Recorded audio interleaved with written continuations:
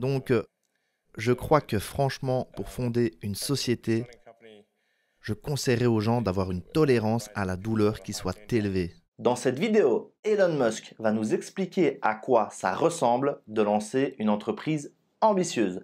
Il va nous partager des prédictions incroyables sur les startups du futur. Et si tu restes jusqu'au bout de cet épisode, dans la deuxième partie, tu découvriras un bonus qui va te mettre sur le cul. Je ne t'en dis pas plus. Elon Musk arrive tout de suite. Bienvenue dans ce troisième épisode de Conseil Motivation Business. La chance, ça se provoque, notamment en investissant sur toi-même et en apprenant chaque jour quelque chose de nouveau. Je laisse la parole à Elon Musk. Les gens voudraient être un peu plus comme vous. Vraiment? Oui. Et pour le destin de l'humanité, je crois que ce serait bien d'avoir plus d'Elon Musk. Donc, qu'est-ce qu'on doit faire pour devenir plus comme Elon? Je ne sais pas si... je ne crois pas que ça serait aussi bien que vous le pensez.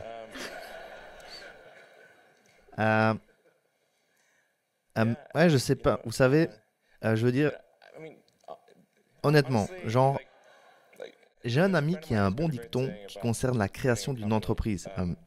Il dit qu'essayer de créer une entreprise à succès, c'est comme manger du verre tout en observant un puits sans fond. Après quelque temps, vous arrêtez d'essayer de voir le fond du gouffre, mais vous continuez à mâcher les morceaux de verre encore et encore. En général, fonder une société, c'est assez excitant les premiers mois. Ensuite, la réalité s'impose, les choses ne se passent pas comme prévu, les clients n'arrivent pas, la technologie ou le produit ne fonctionne pas aussi bien que prévu. Ouais. Et tout cela peut parfois être aggravé par une crise ou une régression, et ça peut s'avérer douloureux pendant plusieurs années. Donc, je crois que franchement, pour fonder une société, je conseillerais aux gens d'avoir une tolérance à la douleur qui soit élevée. Ouais. Et merci de nous rappeler la réalité impitoyable et pénible du lancement d'une start-up. Désolé les mecs, Elon Musk revient dans une minute, mais je suis obligé de rebondir sur un truc. Les propos d'Elon Musk s'éloignent pas mal de ce que tu peux entendre chez les vendeurs de rêves. Son discours est particulièrement hardcore. Quand tu crées une entreprise, tu ne vois jamais le fond du gouffre, mais tu continues de mâcher des morceaux de verre. En tout cas, c'est vrai, hein, à moins d'un coup de chance, les débuts peuvent s'avérer très très difficiles. C'est vrai que lorsque tu te lances dans le business, tu attends toujours impatiemment le jour où tu vas enfin atterrir sur la ligne d'arrivée imaginaire, hein, que tu as tracée dans ta tête. Tu attends le moment où tu pourras te dire « Ouf, maintenant j'y suis, je suis enfin un entrepreneur à succès ». Sauf que dans la réalité des faits, nous, les humains, dès qu'on est un peu ambitieux, on en veut toujours plus. On n'est jamais satisfait. Quand tu gagnes un SMIC, tu veux un salaire net de 3 000 euros, puis tu veux 5 000 euros, puis tu veux 10 000, puis tu veux 30 000, et ainsi de suite. Peu importe combien tu travailles dur, il y aura toujours quelqu'un dans le monde qui travaille plus dur que toi. C'est Elon Musk qui le dit, pas moi. Voici mon conseil. Si tu finis par te définir comme étant un bourreau de travail et que tu as assez de ressources pour pouvoir vivre confortablement, je pense qu'il faut savoir t'imposer un break de temps en temps pour prendre soin de toi, prendre soin de ta santé, de ta famille, ton noyau dur, etc. Sinon, tu risques de finir par choper le cancer avant de fêter tes 60 ans.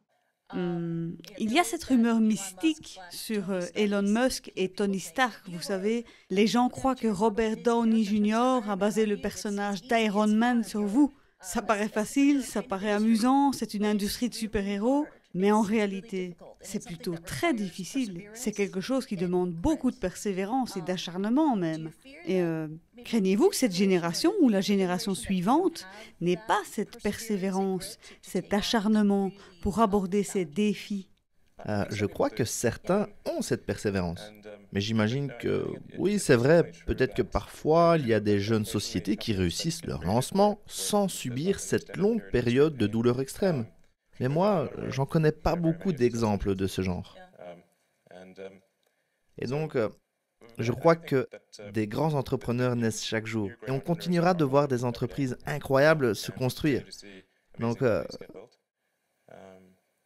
ouais, mais certainement que je conseillerais à ceux qui veulent créer une société de s'attendre à une longue période de grandes difficultés. Mais tant qu'ils restent super focalisés sur le fait de créer le meilleur produit ou le meilleur service, quelque chose qui plaît au client final, s'ils restent focalisés sur ça, alors, enfin, si vous arrivez à faire en sorte que même vos clients veulent vous voir réussir, alors vous allez probablement réussir. Il faut se concentrer sur les clients et créer des choses pour eux. Ah oui, si vos clients vous adorent, vous avez beaucoup plus de chances de réussir, c'est sûr. Pour tous les entrepreneurs présents dans cette pièce qui écoutent ce message, et nous sommes à court de temps, donc ce sera la dernière question. Pour les entrepreneurs en herbe qui sont ici et qui pourraient prendre une idée à Elon Musk et la développer, comme la célèbre Hyperloop, qui était une idée que vous étiez obligé de donner, car vous n'aviez pas le temps nécessaire pour la réaliser. Quelles sont les autres idées que vous avez et que vous aimeriez voir réalisées par un autre entrepreneur que vous ? Je crois qu'il y a beaucoup d'opportunités dans les moyens de transport électriques, comme les avions solaires. Je crois qu'il y a beaucoup d'opportunités dans ce secteur. Et je crois qu'en génétique, même si c'est un domaine épineux, je crois que pour trouver un remède aux maladies les plus sérieuses, la génétique est vraiment la clé pour trouver des solutions. Une autre chose dans laquelle je crois, c'est que les gens commencent à s'intéresser au fait d'établir une sorte d'interface ou un protocole de communication entre le cerveau et l'ordinateur. Une interface entre le cerveau et l'ordinateur. Oui, au niveau des neurones. Donc l'augmentation de l'intelligence humaine plutôt que l'intelligence artificielle. D'accord. Je crois que ça a beaucoup de potentiel. Vous m'en aviez parlé hier. Je n'avais aucune idée de quoi vous parliez. Et ensuite, j'ai cherché Ian Banks, cordon neuronal. Le cordon neuronal, oui. Donc, c'est la notion de câbler le cerveau pour avoir un Internet du cerveau. Et on pourrait télécharger nos pensées dans le cloud. On n'oublierait jamais plus rien.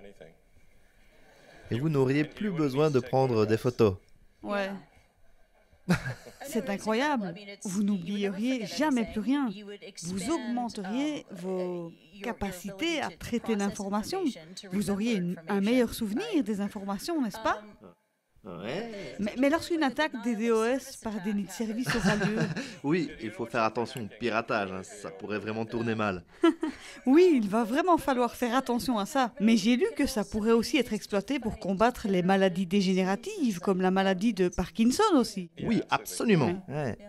Et je crois que ça serait aussi un grand égalisateur, parce que je crois que la disparité entre... Vous savez, ça rendrait les choses plus équitables. Vous voulez dire l'humanité? Les gens seraient... Il n'y aurait plus de désavantages éducatifs. Tout le monde partirait du même niveau. Donc, il n'y aurait plus de méritocratie. Ah si. Si, il y en aurait une nouvelle. Oui, il y en aurait une, mais les différences seraient moins grandes. Waouh. Et vous trouvez que ce genre de monde serait le bienvenu? Bienvenue, je ne sais pas, vous m'avez demandé des prédictions. D'accord, c'est vrai. Les prédictions, ce n'est pas la même chose que les aspirations ou les préférences. Et est-ce que je crois qu'un truc pareil va avoir lieu? Je dirais oui, probablement. Waouh, c'est incroyable. On pourrait continuer ici pendant des heures, mais malheureusement le temps nous manque. Une salve d'applaudissements pour Elon Musk, s'il vous plaît. C'était vraiment génial. Merci beaucoup. Merci. Elon Musk annonce que de façon quasi certaine, on finira par connecter les neurones humains au cloud. Bah ouais, la robotique, tu sais bien, il y a deux grands pôles à la robotique. Un, transformer les robots en humains le plus proche possible des humains avec l'intelligence artificielle, etc.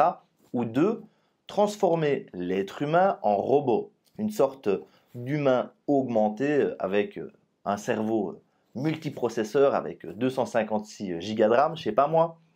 Donne-moi ton avis en commentaire ou en laissant un like ou un dislike sous la vidéo. Tu es plutôt pour ou contre le fait de connecter ton cerveau à un ordinateur. En tout cas, ce qui est sûr, c'est que si ça doit arriver, ça arrivera et on ne pourra rien y faire.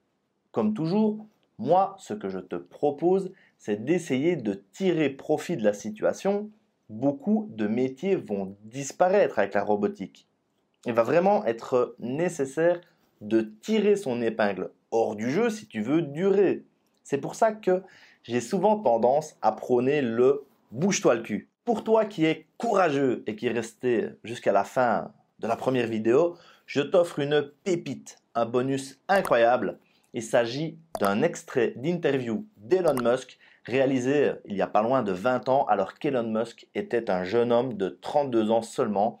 Écoute ses déclarations et imagine de quoi cela pouvait avoir l'air à l'époque. Je pense que le gouvernement est un bon client, mais pas un bon capital risque. Ce n'est pas un business angel.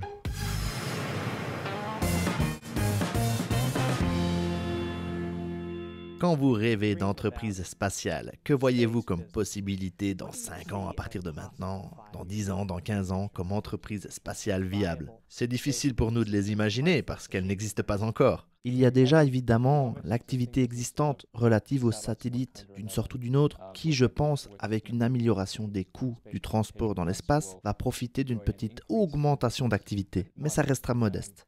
Et ensuite, je pense qu'il y aura le tourisme spatial ou l'aventure spatiale, peu importe comment vous l'appelez. Et ça, je pense que ça sera le secteur majoritaire sur cette nouvelle autoroute. Ensuite, sur le long terme, en partant du principe que l'on va suivre la vision des choses du président et établir une base sur la Lune, et ensuite partir établir une base sur Mars, je pense qu'approvisionner ces bases va être un énorme business. Comment ce que vous faites aide-t-il la NASA à atteindre ses objectifs? Parce que la NASA veut toujours se fixer de plus grands objectifs. Eh bien, je pense que fondamentalement, la façon dont nous aidons la NASA consiste à réduire les coûts d'accès à l'espace, ce qui nous permet de faire des choses plus intéressantes pour un budget donné. En fait, je pense que ce que nous faisons est essentiel pour l'avenir de la NASA. Au prix actuel que la NASA paye pour le transport spatial, je ne pense pas que nous soyons en mesure de réaliser quelque chose d'intéressant dans l'espace. C'est pour cela qu'il est vital pour la NASA de faire appel à un intervenant extérieur comme SpaceX qui fait plus de volume, ce qui a comme conséquence de réduire les coûts de transport. Et en ce qui concerne les affaires, vous travaillez occasionnellement pour la NASA. Oui, certainement que... Mais vous ne faites pas réellement des affaires avec eux. Eh bien, en fait, je vois toutes les agences gouvernementales ayant un intérêt pour l'espace comme des clients. Donc je vois la NASA comme un client, certainement. L'armée de l'air, le laboratoire de recherche navale, l'Organisation nationale de crise... Et bien que la NASA soit un organisme que nous aimerions avoir comme client. Quand vous dites transport spatial, nous pensons au transport, nous pensons toujours au déplacement des gens. Vous pensez au déplacement des gens, au déplacement des satellites, au déplacement des cargos, des containers? Eh bien, nous commencerons par le transport de satellites vers leur orbite, ou de cargos, vous pouvez les appeler cargos, mais nous commencerons par le transport sans humain. Et quand nous en aurons prouvé la fiabilité, notre intention est de passer également au transport d'humains, oui. Où pensez-vous que nous en sommes dans le parcours de l'exploration spatiale? Nous sommes définitivement dans une accalmie concernant l'exploration de l'espace par l'humain du côté du gouvernement. Cependant, ce que je pense, c'est que ce que nous commençons à voir, c'est l'aube d'une nouvelle ère d'exploration spatiale, mais une ère qui est plus dirigée par des entreprises commerciales que par le gouvernement lui-même. Il faut remettre les choses dans leur contexte. À l'époque, on est en 2004. C'est 3-4 ans avant la sortie du tout premier smartphone d'Apple, la première version de l'iPhone. Il faut s'imaginer à quel point les propos d'Elon Musk pouvaient paraître complètement délirants. Et pourtant, aujourd'hui, Elon Musk, c'est PayPal, c'est Tesla, c'est SpaceX. Il a initié Hyperloop, le TGV du futur. Où réside son secret? Je pense qu'il doit son succès en grande partie dans le fait d'avoir visualisé ses objectifs, dans le fait d'y croire, dans le fait d'annoncer au monde qu'il avait envie de réaliser tout ça. Si tu ne crois pas en tes projets au plus profond de toi, tu ne peux juste pas soulever des montagnes. Les grands conférenciers sont tous d'accord pour dire que le succès, c'est 20% de talent et 80% de psychologie, de mental. C'est pour ça que tout le monde te casse les couilles avec le mindset. Et c'est pour ça, je pense que le développement personnel est tout aussi important que les compétences plus techniques. T'en penses quoi, toi?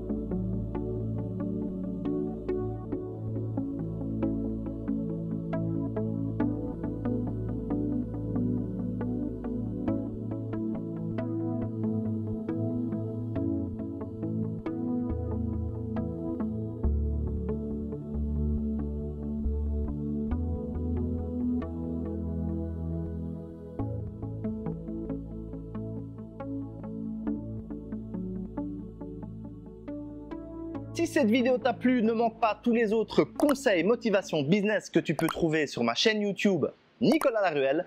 Ma mission avec ces petites vidéos, c'est de t'aider si tu es entrepreneur ou futur entrepreneur, t'aider à être serein, t'aider à être rentable avec ton entreprise. D'ailleurs, si tu veux, va voir mon site internet Pro du numérique, check le premier lien de la description YouTube. Tu sais bien, j'ai un gros cadeau pour toi, c'est gratuit. C'est une série de vidéos conseils. Les 5 erreurs à éviter, les 5 erreurs qui ont empêché mon business d'agence web de décoller pendant 8 ans et finalement les 5 erreurs qui m'empêchaient d'être heureux, les erreurs qui m'empêchaient de m'épanouir dans ma propre entreprise. Évite de faire les mêmes erreurs que moi. La chance, ça se provoque. Tu peux accéder à ces 5 vidéos conseils tout de suite. C'est gratuit. Merci pour ton écoute. Je te donne rendez-vous dans les prochains épisodes de Conseils Motivation Business. Ciao!